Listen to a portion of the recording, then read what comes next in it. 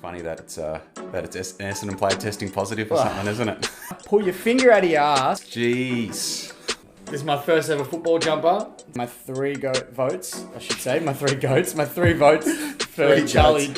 Oh, top of the world, mate. What a time to be alive. I look a bit like Nickel Bellic from GTA 4, I feel, with this. That could get dangerous.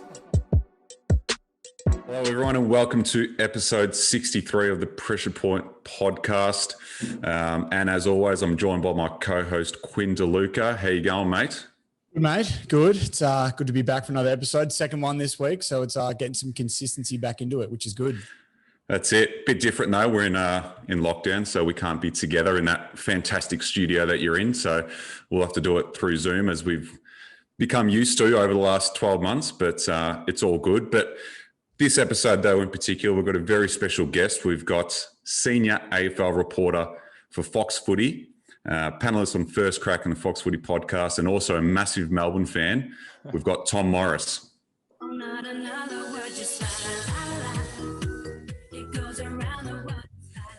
Welcome, Tom. Thank you, Quinn. Thank you, Marcus. That's a song that's close to my heart. I thought you might like that one. I was hoping you enjoyed it. That's good. I did a TikTok to that song a while ago. I'm not sure. Yeah, that's why I chose that one. I thought that one. The truth about that TikTok is we actually filmed it in lockdown last year when I think we had 9 mates over, and I think the maximum we could have, it was 8. So we actually broke the law. Another guy came over. I can say this now because this happened in like 2020, like May 2020. And then, anyway, I didn't put the TikTok up until like a year later, just so people didn't quite know when it was filmed. But I'm not sure TikTok's my go, but that song does sit in a nice spot in my heart. So thanks for having me on. Absolute pleasure. That song slaps every time. We've been playing it in the change rooms after games in footy at the moment, and it goes off. So but thanks for joining us, mate. Appreciate it. No worries at all. Great little intro as well. I was wondering whether you're going to play the Brendan Favola pressure point bit, and you didn't disappoint. We deliver. We deliver when it counts. All right. Well, we may as well get started into it, and we'll start right from the very start, mate. We'll get a bit of background and how you got into journalism and sport media in particular, and how you got to where you are today. So we'll I guess we'll start there. Yeah. Well, it's not a very exciting story. I wish I had something more for you. I went to uni. I did a sports journalism course at La Trobe. And while I was at uni, I got a sort of a casual role at St Kilda Footy Club. I want to say casual, it was unpaid for the back half of the 2012 season. All I'd do every St Kilda game was just write 5 talking points for the match. They'd go on their website. And I remember thinking to myself, this is the coolest thing ever. Like, my articles are in the St Kilda Footy Club website. I was so chuffed. I was 21 years old. It was the best thing. And then that was 2012, and then the person who actually offered me this job at St Kilda, she got made redundant because they liked my footy writing better than her skills were PR and marketing, whereas mine was sort of more in digital content. So they sort of moved her on, and I took her role, which didn't make her too happy when I saw her out in Richmond about a month after that. But in 2013, which is my 3rd year of uni, I was part-time there, so I was 2 days a week, and then just writing for the website, doing social media, and doing a game day as well. And then when I finished university, so start of 2014, I became full-time at the Saints. I was full-time at the Saints for 2 years. It's amazing it was only 2 years, 2014 and 2015, but it was awesome.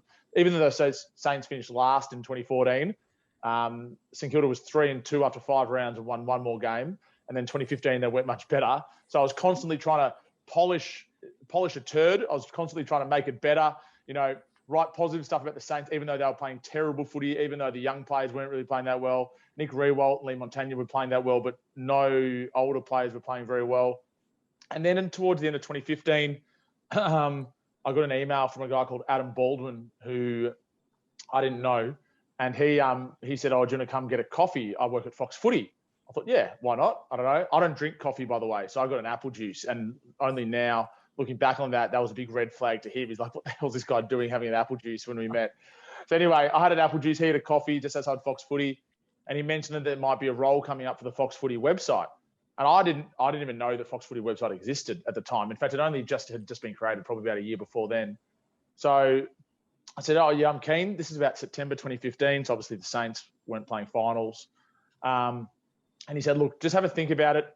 Come back in a week I'll be away. I'm going to America, but just have a coffee with someone else. So I thought, oh, okay. So I've probably got to actually drink a coffee here. So I wore like a polo shirt and jeans, think it was just another coffee. Anyway, I rolled back in. There was no coffee.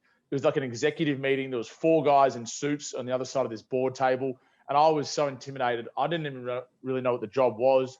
Anyway, they offered me this job and I just accepted on the spot. Didn't talk about money. Didn't know what was going on. Just said, yep. I didn't really know. I didn't ever resign from anywhere before. Didn't understand the protocols. And then I've been at Fox Footy ever since. So that was late 2015. And probably from 2015 to early 2018, my role was the same, just like pumping out digital content, doing some social media, just online stuff. And then it started to grow in 2018 when Caroline Wilson stepped down at The Age. She became more of a columnist. And Jake Nile went from Fox back to The Age, where he'd been before as the chief footy writer. So then a spot opened up for sort of a more senior position at Fox. And I thought I was no chance. Like I thought they'd give it to someone a bit older. I was 26. I didn't even really consider it. But then in early January, I was sitting at the SCG covering the Australia-England test match. And Australia was dominating. Kawaja made 100. I remember it clearly. And I got a call from someone saying, just look into this. I think Bomber Thompson's been arrested for drugs. And I went, oh God, okay. I don't know what to do. So I thought, okay, I'll call the police media number. That's what I'll do. So there's like a number you can call for police media and they won't tell you the person's name, but they'll say like, yeah, we can confirm, a 54-year-old man has been arrested from Port Melbourne for X, X, and X.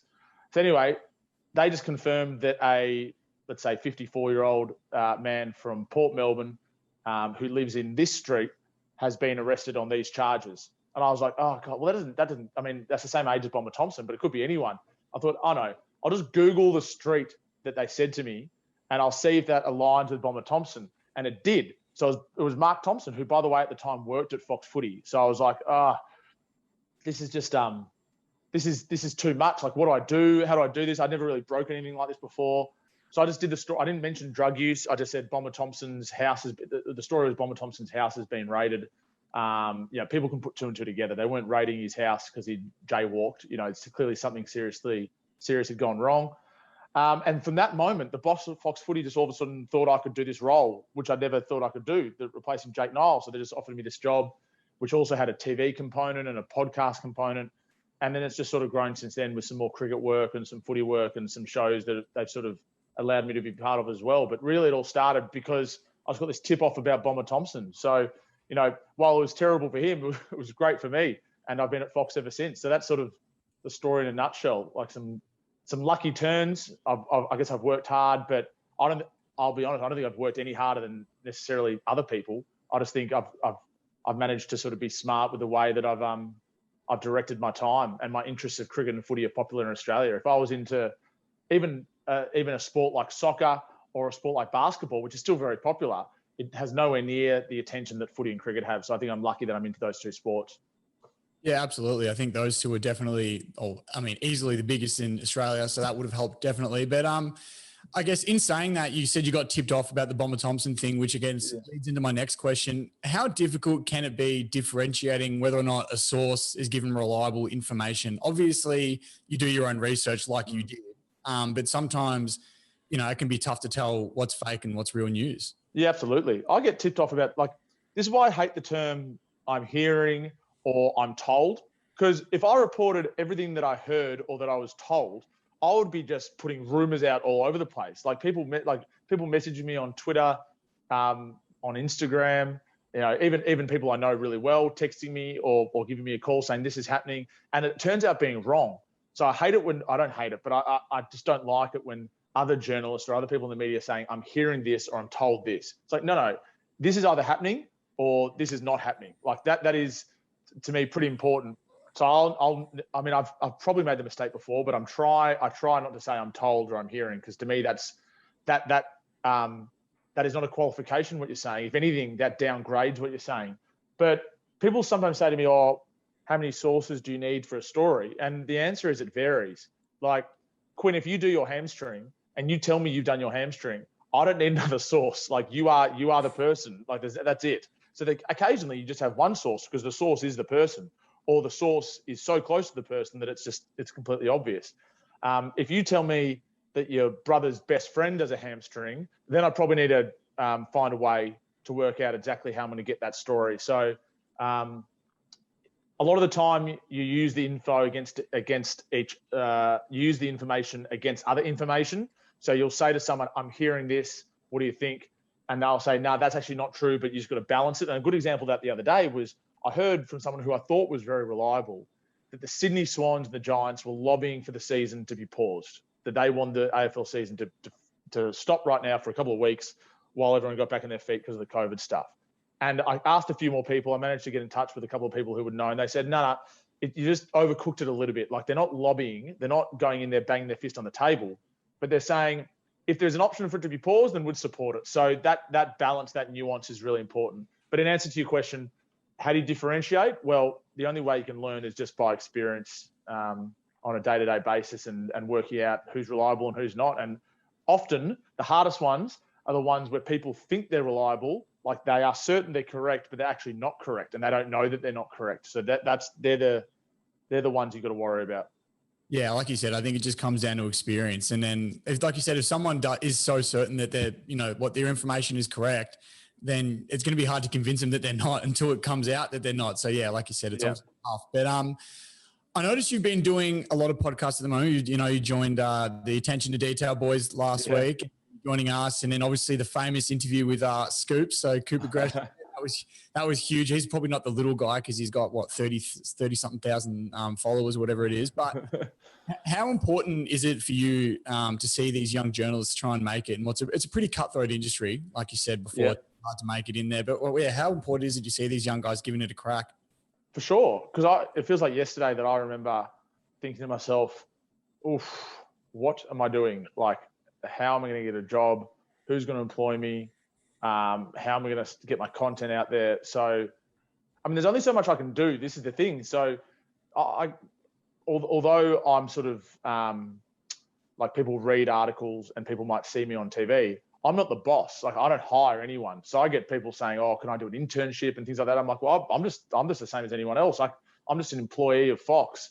But I love seeing the passion that young people, and say young, like not even that much young, I'm 29, like people who are 27 or 28 or 30, doesn't matter, people have for sports media. So you see passion for footy all the time. Like, you see that if you go to the footy when there's crowds, or if you just see social media, the passion for footy is unbelievable. But I love the passion for the sports media side of things, the stories, the narratives, the different things that go on in that sort of landscape. So yeah, it's great to see. People say like, "Oh, well, what do I have to do to make it?" It's like, well, I don't know. I haven't made it yet. Like, I might be ahead of where people are at uni, but I still have aspirations to do certain things and to achieve things in my career. So I don't think you've ever actually made it. And also, I'm big on this. There's no linear process to make it. There's no like, you do this, and this, bang, you get a job. It's not like you become an accountant because you do a degree at university, then you get an internship, then you become an accountant, and there you are, you're an accountant, you're dealing with numbers your whole life. It's like, no, you do a degree, which I think is important, but it's not actually about it's not linear from there. Like, you might go and do marketing or PR or social media or digital media, might do an internship in the country. Like, there's so many different ways in. I'm a big advocate for getting in via a sports club, whether it's an AFL club, like I did at St Kilda, whether it's Melbourne Victory, whether it's a BBL franchise, just getting in somewhere at a club, at a franchise, anywhere in the country, in the world, I think is a great start. Yeah, absolutely. Well, at the moment, I'm volunteering at Coburg Lions Footy Club in the VFL, and then I'm doing some stuff for my local club as well. So I thought that'd be a good way in. But I guess one of the reasons, I know for myself anyway, that I thought sports media would be a cool industry to get into would be the relationships that, you'd imagine that you'd be able to have with some of the players and the athletes and these guys that, I used to look up to when I was a bit younger. But obviously you can't speak for everyone, but in generic terms, what's the relationship like between yourself and some of the athletes that you find yourself reporting on? I know some people are definitely more receptive to journalists than some others are. Yeah, for sure. Well, give me some examples. Give me some names. I mean, the people I work with are great. Some people who get stories, who you get stories off, and you write about, don't like you as much. But give me some examples. Who do you want me to talk about? Oh, geez, it's a tough one to point out. I guess I mean, I'm a big Richmond man, so I'd love to know about any Tigers players. But well, I'll give you one example. So, when I was up, I was lucky enough to go up to the hub last year, and when I was up in the hub, I was going to Body Fit, and Body Fit is like a what do you call it? Like a group training, so like F45. yeah, And Matty owns that one, doesn't he? Matty Thomas, that's right. Speaking of Richmond, Matty Thomas, Daniel Stewart, who played at Port, runs the Paran one. Dyson Heppel used to own one in Exhibition Street. Zach Merritt owns one. Anyway, and I went up there, and I happened to be staying for 3 months near Body Fit Miami on the Gold Coast, which you can imagine what Miami is like as a suburb. If you know anything like it is unbelievable. Like this, it's like being in Miami. But anyway, Pierce Hanley, who played for Brisbane, did he play for Gold Coast as well? Yeah, he did. He owns one. So I went there, and it was the off season from the teams that didn't play finals. So I got to know Brandon Ellis and Touk Miller really well because they were going there at that point. And then Brandon Ellis comes down here. We played golf a few times. So you sort of become mates that way. And it's amazing. You have this idea of someone like Brandon Ellis, the 2-time premiership player. He's not a superstar. He's a good player. He's got a hamstring at the moment. You have an idea of someone, and it's probably just shows that you shouldn't judge a book by its cover. I thought Brandon Ellis, he's not really my sort of person. I don't think I'd like him too much. He's the nicest, most friendly person in the AFL. Like he'll talk to anyone. He loves the game. He asks questions. So the big learning curve for me over the last few years is not to judge a book by its cover. The best example of that is probably Jordan Lewis, who I hated Jordan Lewis when he was at Hawthorn. He was the enemy. He'd hit our players. He was a gun player. But I just, as a Melbourne supporter, and then we got him at Melbourne. I was thinking, oh God, it's like must have been like how Chelsea felt when Frank Lampard went to Manchester City. It's like, what do I do? How do I rationalise this? What do I do? And I sort of didn't mind him at Melbourne, and then I work with him, and he's one of my best mates at Fox Footy. So the lesson is, and it's probably from them to me as well, people think of journalists as little rats under the surface, don't really untrustworthy, always hunting for a story, can't really speak openly to them. The challenge for me is to dismount that and make sure that people can know they can trust me, and I'm just a normal person just doing my job. So that is a challenge. That's a constant challenge. But once you get to know people, once they get to know you, there's sort of a mutual trust and a mutual understanding that, most of the time you're two pretty good people. Yeah, you touched on hub life and being in the hub last year. What was the experience like up there? I know, there's a lot of players and staff have come out and said, it was pretty tough being away from home for that long. And then some players and staff loved it. What was your experience like overall? Well, I loved it, but I was in a different situation. So, I mean, I'll talk about my situation first. So Fox asked me to go up on August the 20th, and I went up. I think there was a transition hub that was leaving September 1, 400 AFL people. So in that hub was Gary Ablett, Dan Hanbury, who's a Richmond player, Shane Edwards, and then Gil McLaughlin was in the hub.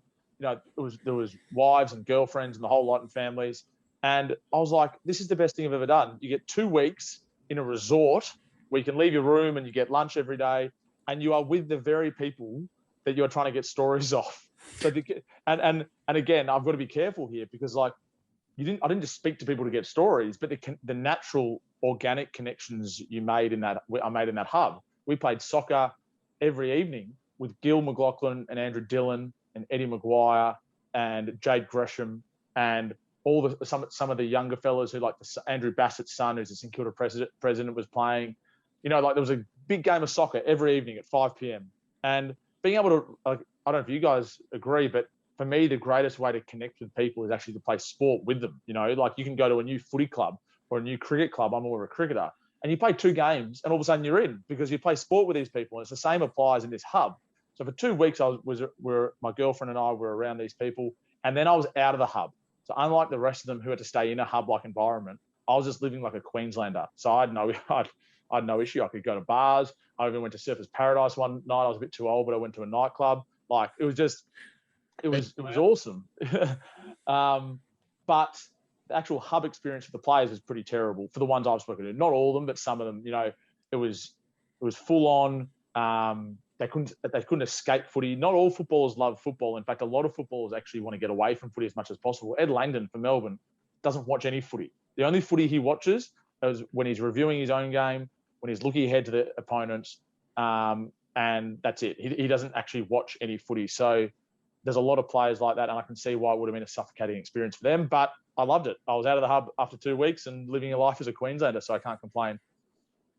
Yeah, that's great. That's great. I mean, yeah, I think a lot of the general public wouldn't have understood why some players didn't like it. I mean, going up to Queensland and being up there for so long would have been great, especially during a Melbourne winter as well. So, but just while we're on hubs, do you see that happening maybe for the remainder of the season or some part of this season while we're back in a similar situation? It depends how you define a hub. So I think the definition has changed, because to me a hub is a situation where you're living with your team and you can only leave to go get a takeaway coffee or to train or to play. For example, if you wanted to go to a restaurant and sit in a restaurant, you couldn't do that in a hub. So I think that's unlikely. I mean, at the moment in Victoria, it doesn't matter because restaurants aren't open, but let's assume we reopen in August.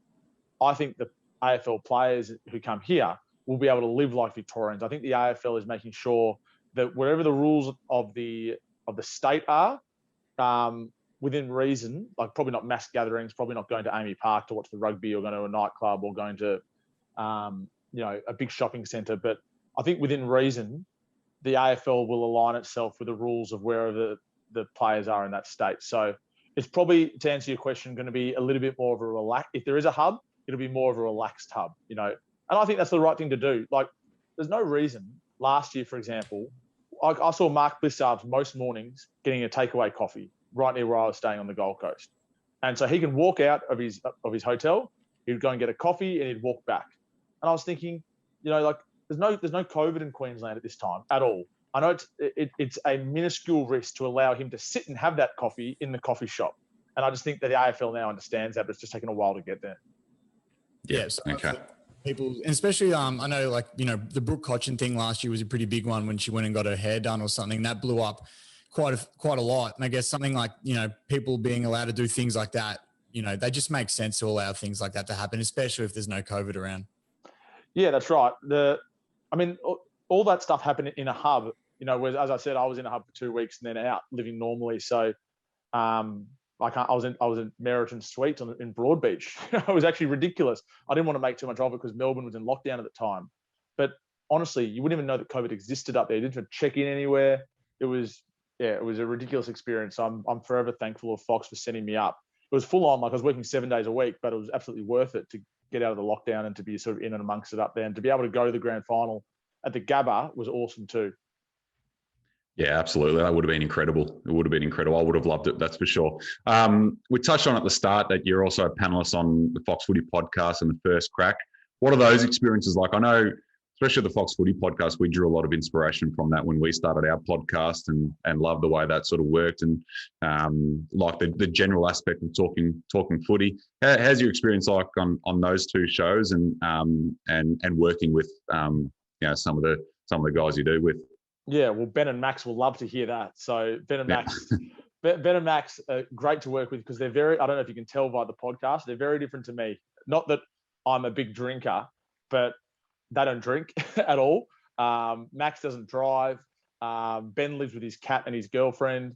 Like, these aren't the only measures that say, if you met us, you'd realize, like, I'm very different to Ben, and Ben is very different to Max, and Max is very different to me. Like, we are, and that's probably why it works quite well, because we're all got different slants. Like, Max's brain works in a bizarre way. His numbers brain is amazing. The way he's able to sort of put things into an Excel document and it spits back some sort of formula which tells him how likely a team is to play finals 10 weeks down the track. He's next level. Ben is unbelievably organised. Like, he's a great organiser, worker. He's dedicated. He doesn't leave any stone unturned. He understands digital sports media better than anyone, probably. And the First Crack is awesome. Like, being on First Crack's like a dream. First Crack started in late 2019 as a way to sort of like have a cheap show just to talk about footy, sort of like what ESPN does. I think it's with First Take in America. And then it continued on last year, although I was away for a little bit, and then it's back this year again. So we sort of just rotate the panel. I do some weeks, Ben Dixon hosts other weeks. On Friday night this week, after the footy, it's only like a half an hour show, but I'm doing it with Dicko and Nick Del Santo. And then on Sunday, I'm on for the hour show with Lee Montagna and David King. So I don't know, like it's awesome to be able to show more of your personality, which I get to do a little bit on those shows and those podcasts, rather than just sitting and writing an article and putting the article online and everyone can read the article. You know, like, not that I want to show too much of my personality because it might be a bit too much for people, or you don't want to give away too much. You sort of got to swim between the flags a little bit. But there is an element of it. It's good to have a debate. It's good to have an argument. It's good to show your personality so people know that you're not just some pen pusher sitting back writing articles for Fox Footy. So that's been the best thing for me. It's been a learning curve. I didn't have a lot of TV training, a lot of TV experience. So for them to just throw me into the deep end was unbelievable from Fox Footy. And again, I'll be forever thankful for that. Speaking of showing your personality, it's no secret that you're a big Melbourne fan, and the D's are absolutely flying this year. What do you think are the main fundamental changes they've made to get yourselves into this position that you're sitting in at the moment? I think Mark Williams and Adam Uze coming in has been huge. Mark Williams hasn't just been great for the skills, but also he's been like a good sounding board for Simon Goodwin. And Adam Uze, honestly, like, I think I've said it before. I said it on the Fox Footy podcast a couple of weeks ago. Like, Adam Uze had a year to go on his Hawthorn contract, who wanted to keep him.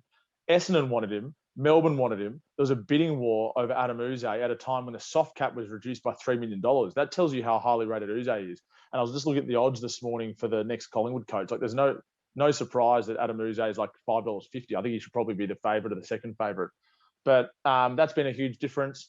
Other than that, I think probably my take is 2018, the D's slightly overperformed, finished fifth, I think, or sixth. Either way, played a Geelong team that was cooked by then. Finished fifth. Played Geelong that was cooked.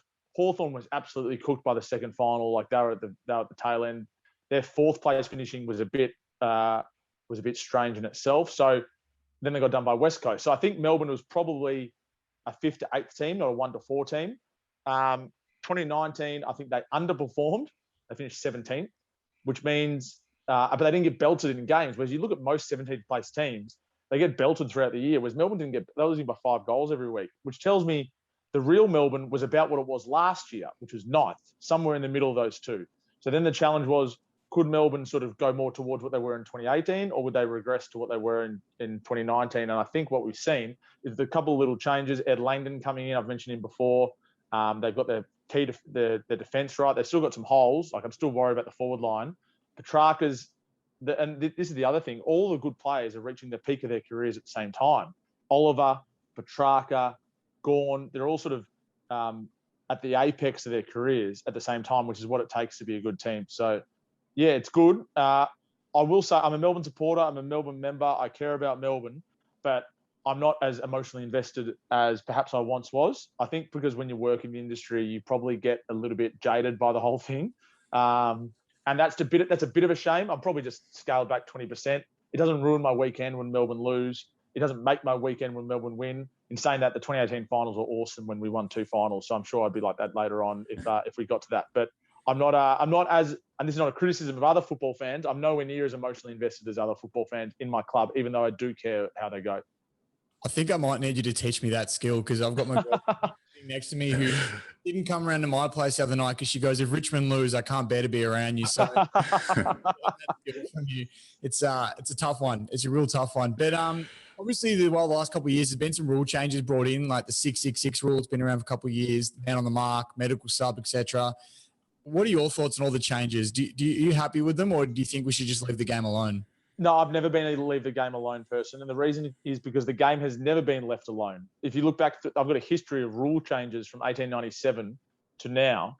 And there's been rule changes throughout, like significant rule changes. For example, up until about the 1930s, the boundary umpire used to run along and knock the ball back in, didn't throw the ball back in. You know, like there was a diamond, not a square. Before the diamond, there was no centre square. You know, so anyone could go into a centre bounce. Like, the game has always evolved. And my view was, and I know not all footy fans share this, so that's fine. I respectfully disagree.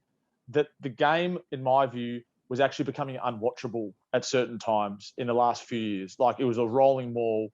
It was terrible to watch. Now, what papered over the cracks was the fact that there was a lot more close games because there was less scoring. So therefore the scores were closer at the end of the game. But I felt it was unwatchable. So I felt the AFL needed to do something. Now, I think the medical sub is a shocking rule. If you want another player, have a 23rd player for all I care. Have 5 on the bench. That's fine. Who cares? But the medical sub is open to interpretation. It also counts as a game if you don't get on the field. I just think it's an embarrassment for the game. I hope they change it. The truth behind it was that the AFL wanted a concussion sub. The players wanted a full sub, and the meeting point was a medical sub, which no one wanted. So I just think it's a laughable rule change. So I'm not a blind advocate for all the AFL rule changes. I think they've made some shockers in the past. I think 666 doesn't really change the game. You may as well. I don't like extra lines on the ground, so I would have hated the extended goal square. And then the rule that I think they need to bring in is if you kick it backwards, I think it should be play on. I just think they've had it for preseason games in the past. And the amount of times teams just go backwards and sideways, like, get the ball going forward and you can gain territory that way. I think the fact that players can play on from fullback and take it halfway down the field is a great rule change. That makes perfect sense. I think the stand rule should only be a rule in the back half. So in the front half, a lot of the time you got to allow teams to go. Whereas, I'm trying to say that again. The stand rule should only be a rule in the back 2/3 of the ground. In the front third, so centre forward onwards, I don't think it should be a stand rule. And the reason for that is because you've got to allow defence to defend when they're going to kick a goal. Like, a person takes a mark 55 from goal, and the man on the mark has to stand there, and the guy could run around and kick the goal, and the man on the mark's got to just watch him go because he can't move until the umpire says. And I think that's fundamentally wrong. But I do like the stand rule because it opens up corridors and passages. So I'm not an advocate for changing the game ridiculously. Like, I don't like what has happened in England where T20 cricket has become the 100. Like, I think that's a bit too much, sort of bastardizing a game. But I am an advocate for tinkering with the rules to make sure that it's better. Again, something that's not popular, you guys probably disagree with this. I thought 16-minute quarters were too short last year, but I also think 20-minute quarters are too long. I think 18-minute quarters, at least for this year, would have allowed the AFL to show some more flexibility. At the moment, when there are COVID concerns, to play games on Tuesday, Wednesday, Thursday nights, you take 8 minutes out of a game, that's probably 15 or 20 minutes on the field you take out of the game. I think that would have been a good thing. So those are my thoughts. I know not everyone agrees, but I've never been one for just leave the game alone because the game has never been left alone. And I think a lot of the rule changes that have come in have actually really helped the game. Yeah, for sure. I know, Quinn, you've been pretty big on leaving the game alone and not with these rules. So I think most fans are. I think 80% of fans are big on leave the game alone. But all I would say to that, and that's a completely understandable opinion, is just I'll send you a link, have a look at all the different rule changes, and you'll be amazed how many have actually really helped the game. I don't like the way that boundary umpires take so long to throw the ball in.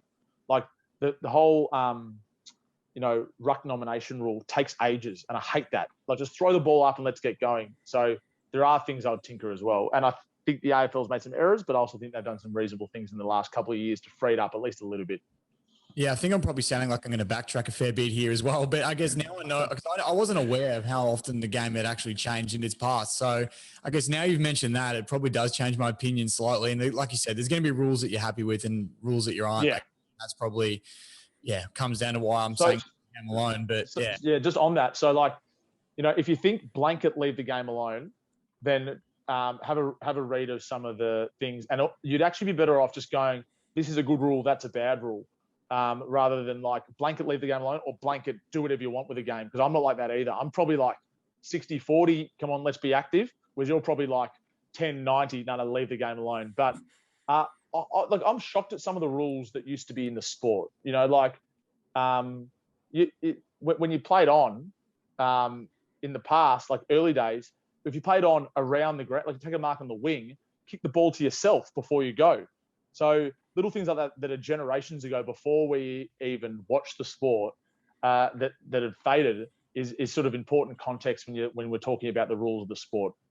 Football to me needs to be open. So the AFL needs to find a way to lengthen the ground, to make sure that the full forward stays at full forward, to make sure that there's kicks going up the field rather than kicks going sideways and backwards. And that's a really hard task to do. Like, that's really difficult without changing the game too much. Like, even I did a story today on Essendon's win against North Melbourne in 2001. Unbelievable comeback, 69 points. And what was amazing about that game was that there was 52 goals for the game, equal most ever, and there was a goal every 10 disposals on average in that match. Like, think how direct that is. Every 10 touches there was a goal, whereas now I checked with Champion Data today. There's a goal every 31 disposals. It just shows you how indirect it is. So we somehow need to make it more attractive for the ball to go from end to end as quickly as possible. And some teams do it, some teams don't. Yeah, absolutely. Yeah. I'd love to see a game like that with that many goals. Same. Disposals. Yeah, it would make the game better. And I am open. If I genuinely think it's going to help the game, then I am for it. I guess lately I just haven't been happy with some of them. So that's probably why I'm what ones don't you like? At first, I didn't like the man on the mark rule. Where you can move. I think mostly because, like you said, if you had it in the back half, I wouldn't mind it. But I think because you're seeing players kick goals from like 60 meters out now, and there's nothing you can do to defend it, it hurts. And as a Richmond supporter, we used to take advantage of the encroaching on the mark a little bit. So it doesn't it doesn't help us too much. And then and then the medical sub, I'm not a massive fan on either. I think you just either just have the extra man on the bench, like you said, or just have a sub in general, but not the medical sub, because like it's too open for interpretation. Like they were pretty harsh on it, where you have to miss a couple of weeks, I was saying, and then now it's sort of they'll take someone off the ground and then he'll walk back on next week, and nothing's come from it. So I think that'll change. I can't see the medical sub in its current incarnation being in the game for a long time. I think. They want to protect the head. That's fine, but I would think just make it a sub. Like, don't worry about the injury. If you have a player that you can bring on at any time of the game, I think that would make better sense, like what it used to be. Or probably the ideal scenario, just have 23. Like, if you want to have 23 players because the game's more arduous than ever, go for it. Have 23. I don't see who that really affects. Yeah, absolutely. Bring back the green vest, I reckon. Well, that's the thing. The Players Association were adamant there had to be no red or green vest because they found that humiliating. Getting handed the red vest as you're getting dragged. You can imagine how hard it is for soccer players when they get dragged in the 84th minute, and they walk down to the rooms. They put a jacket on. Imagine how hard it is for a footballer getting dragged, putting a red vest on, and sitting on the bench. Like, that's humiliating. So they didn't want that. They just asked some of the England players after they got dragged right before the penalties. Oh, geez, yeah. Henderson, ridiculous. Yeah, absolutely. All right, Tom. Well, just before we wrap up, we'll run our segment that we do. It's called the pressure cooker, where we'll ask you some quick fire questions and just on the spot, but nothing too crazy, and then we'll wrap up from there. So, Queen, are you going to play the sting? Absolutely, mate. Here we go.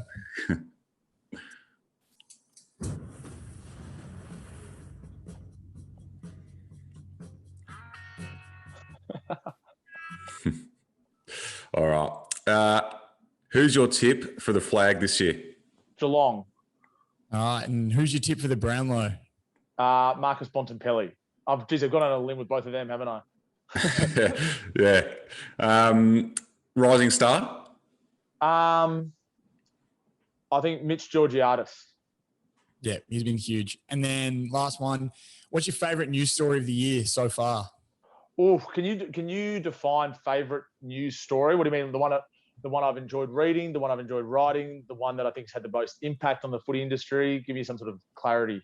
Yeah, probably the one you think's had the most impact on the footy industry. Probably should have been more specific with that. That's right. So that's right. I can talk you through a lot of. I've enjoyed a lot of the footy stories this year. Well, I think the Clarkson story is the biggest at Hawthorn.